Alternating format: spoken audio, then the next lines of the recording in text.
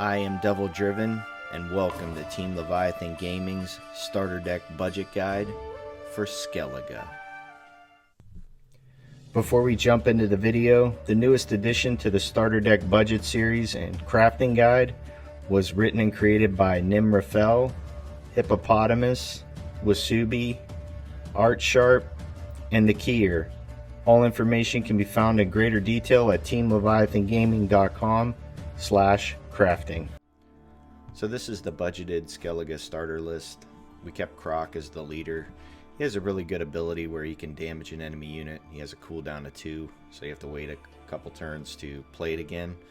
But he relies on cards having Bloodthirst, meaning your opponent's cards being damaged or in red strength. You're going to need 1,000 scraps to get this up and running. Let's go through the cards and see how it all functions. First card we added, our good friend again, Carlo Parisi. If you watch the other starter deck videos, you've noticed that this card's really starter friendly. He's 3 strength, 10 provisions.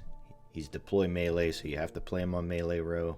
And he's damage an enemy unit by 1 for every card in your hand. This card works really well if you're on the red coin, meaning you're going second, your opponent went first. You play this card if they tactical advantage an engine and that engine is a 9. Carlo can kill that in one shot because you have 10 cards in hand, you play him, you have 9 cards in hand, he can do 9 damage. This card depreciates the longer it stays in your hand, so if it seems like your opponent is bleeding you, meaning you lost the first round and they're playing deep into the second round instead of passing, you might want to play this card a little bit sooner because as the game goes on, the less value he's going to get because the less cards you have in hand. He's just a really nice tool, removal tool, and also just to get a big unit down that possibly your opponent boosted or tactical advantaged. Next card that we added was Sigfara's Right. Sigfara's Right is a really great card. You're going to be able to summon, it's a special card, you're going to be able to summon a Skellige unit from your graveyard to an allied row. You get to pick the row that it's on. Cards that it's going to pair up really well with is Yuda, Demon, or the Tertian Veterans. Both cards, they when you bring them back, they no longer damage themselves, so they get the full strength. So Sigfara, if you use it on Yuda, she's going to play a 12 strength unit. There's other cards too that you might possibly want to bring back, say a Svalblood Priest or maybe a Protector, but you're going to get the most value out of the card if you can pull Yuda or the Veteran. Really great card for Skellige. Next card we added is Herald Hound Snout. Herald's a really great card, probably the first card you're going to want to craft if you plan on playing Skellige. He just has so many different uses. He puts bodies on the board, and he puts units on the board that your opponent really doesn't want to do anything with. He's just a really, really great card. He's 4 strength, 9 provisions, and he deploys, play 3 of Herald's pals and summon them to an allied row, the other allied row. So if you play him on range, these Herald pals are going to spawn on melee or vice versa. Order, he can damage an allied unit by 1, cooldown 1. So every turn he can damage an allied unit by 1. He spawns these Herald pals, they're 1 strength, but if you kill them, meaning if you hit them with Herald's ability, they do 2 damage. So they go across the board and they're hitting your opponent's board for 2 strength. Herald also has a use where he can also ping, say, a Tertian Veteran, because once the Tertian Veteran hits 3 strength, it's going to bump back up to an 8, which is really, really great. Herald's just an amazing card. He spawns these pals as well, and you can set this up to where you can play a Svalblood Priest all the way to the left of the pals, and at the end of the turn, the priest damages that 1 unit, and the priest jumps up to 2 points, and then it also sent 2 points of damage across the other side of the board. He's just a really, really great card. Definitely a first craft if you plan on maining Skellige. Next card we added, Yuda, a Demon. Fun fact, that's Geralt in the shadow right there if you didn't know. Yuda's 12 strength. She's a human warrior. She's 8 provisions. She has a deploy if Yuda is the highest unit on the board, damage self by 6. So if you play her and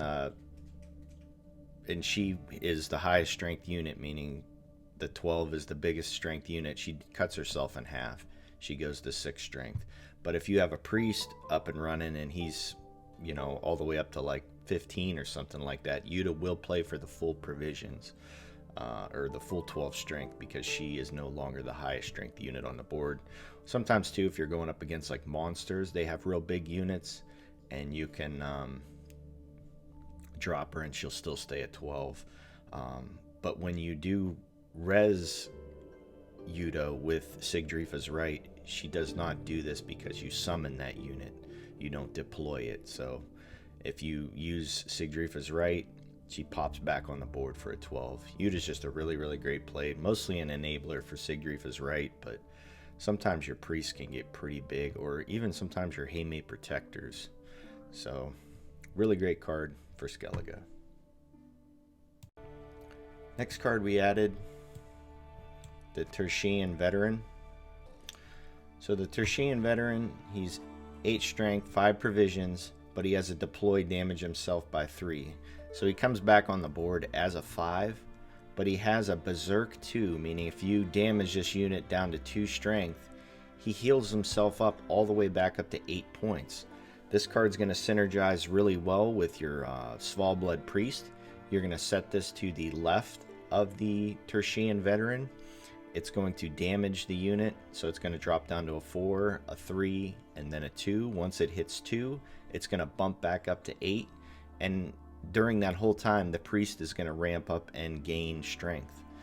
Also, too, the ideal scenario is to set up the engine. You play the Svalblood Priest. First, you play the Veteran, then you play the priest to the left, and then you play the Jemez Protector to the right.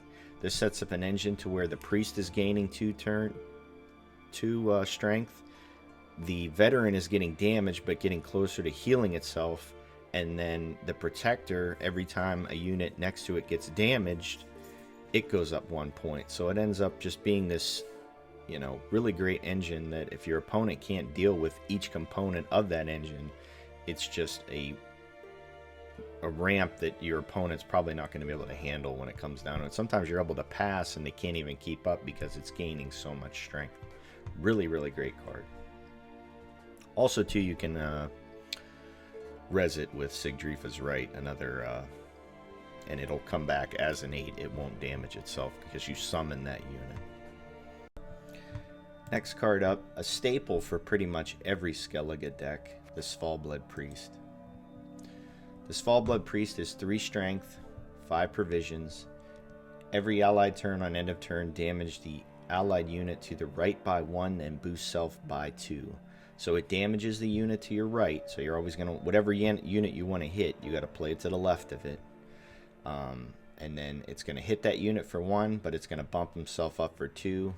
So he initially plays out for a 5 strength, but if other uses that you can do with this card, you play it next to a Tertian Veteran. It hits that, it's slowly starting to give it the Berserk ability to where it can jump back up to an 8. You can also play this completely to the left of the 3 of Herald's Pals.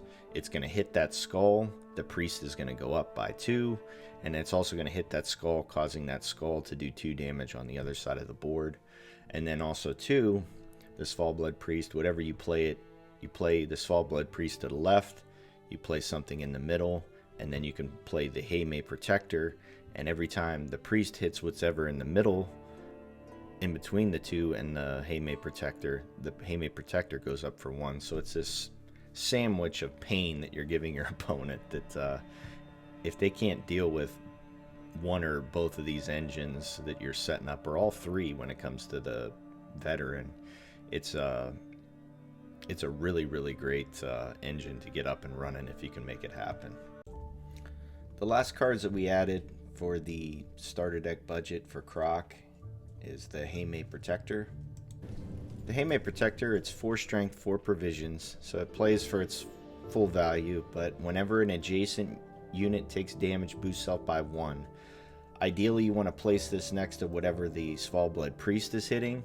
Other uses you have, you can, when you play Yuda, Yuda damages herself by 1, so the priest will go up by 1. Same thing with the veteran because it damages itself. You can also put this in between some of Herald's skulls, and as you ping the skulls, it'll go up 1 because you're damaging those skulls and causing damage to your opponent, but you're basically hitting yourself, and the protector will go up 1. And sometimes too, your opponent might want to remove an engine next to it, and it's still going to go up 1. So they might have removed something like, say, your veteran, but then this is still going to go up because they damage something next to it. It's just a really great card and a nice way to set up that 3-unit engine where you can just steamroll if they can't answer it. Now we're going to go into the Thronebreaker version of Skellige with a different leader. So this is the Thronebreaker budget version. You're going to need 1,000 scraps, and you're also going to have to unlock Herald the Cripple. Herald is a crazy leader where if you have last say, meaning you're playing the last card of the game, you're usually going to win the game because you're going to have this guy in your back pocket, which we'll go over in a minute. But you only need 1,000 scraps for the cards that we added, and then you also get Dagor as free with Thronebreaker. You also get Lippy Gunman. He's more of a discard type deck for Bran, but not very viable. But Dagor is, if you like points, this is the deck for you, because this deck is going to smash your opponent if you're able to come up with the last card of the game. So the whole idea of picking Herald for the deck is this guy right here, Dagor, 2 Blades. You get him with Thronebreaker if you purchase it, Thronebreaker, and then you could find the premium version of him in the game when you play it. But to craft him, he's going to cost double the points. He's not very starter friendly if you plan on crafting this outright, but if you purchase Thronebreaker, they give it to you for free. Dagor, though, he's 4 strength, 10 provisions, and you have to play him on melee. Whenever an enemy takes damage, boost self by 1. So you play Dagor, you play your leader is going to do 8 damage across the board. So he's going to gain extra 8 points. So your opponent's going to lose 8 points, you're going to gain 8 points on top of the 4 strength that he already plays for. It's a huge swing at the end of the game. Sometimes if you're not going to have last say, where you're not playing Dagor on your last card and your leader ability, you might want to play this when your opponent has something on the board, say an engine or something, or they just have 8 strength on, they line it up for you to where they have 8 strength on the board. You might want to play him just to take that out, because you're not going to have last say anyways, so if they have an answer for it, they're going to take it out anyways at the end if you play it last. But it depends on the game, but if you get last say and you have Dagor in hand, you're going to play him as your last card, then play your leader ability, and you're probably going to win the game. We already mentioned Carlo Parisi in the first video.